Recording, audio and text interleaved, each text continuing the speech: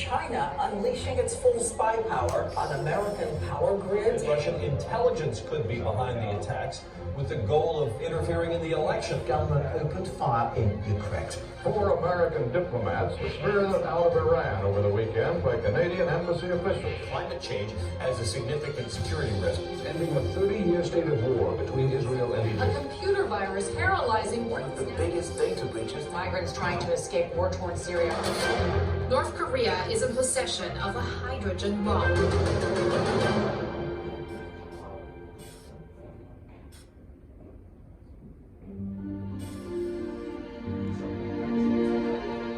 Our world is filled with threats and opportunities.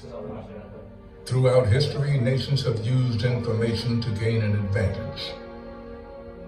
That advantage can shape battles and protect our very lives.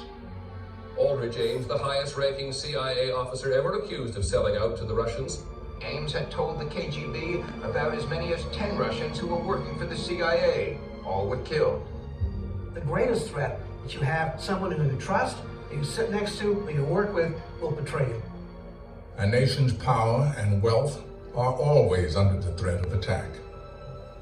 Centuries ago, Western spies went to China to steal its trade secrets. Today, the threat is reversed. A jury found Beijing-based wind turbine maker Sinovel Wind Group guilty of conspiracy, trade secret theft, and wire fraud.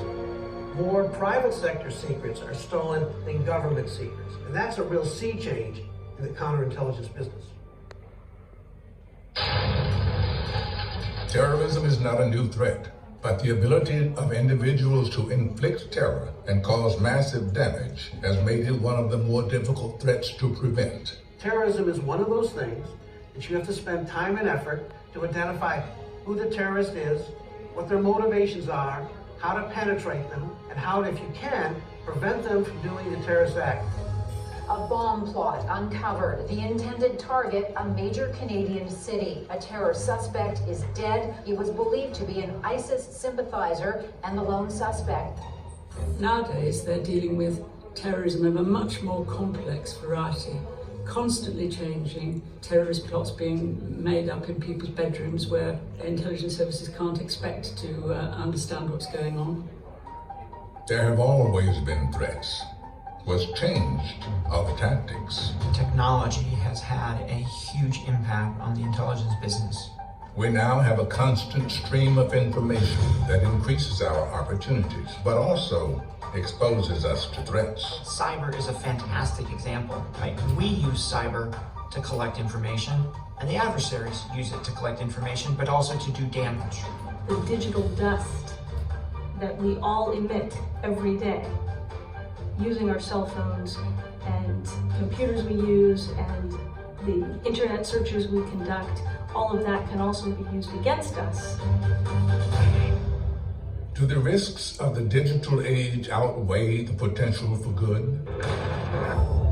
The first explosion happened about 10 or 15 seconds later. There was a second explosion. Any information that you have, any videos or photographs, could be helpful to this investigation.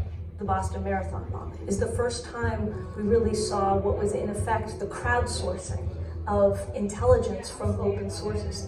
We get a call from the public, from a person who said, I was across the street taking pictures just immediately before the explosion, and we think that you might be interested in my photos. And we said, absolutely. That still photo combined with the video put the pieces of the puzzle together. In our highly connected world, one of the challenges is finding the right balance between security and individual privacy. If you lean too far in the direction of security, you look like East Germany, where the neighbors are spying on neighbors, where the government's following you around. If you lean too far in the other direction, towards privacy and civil liberties, then the government's not able to collect the information it needs to protect its citizens.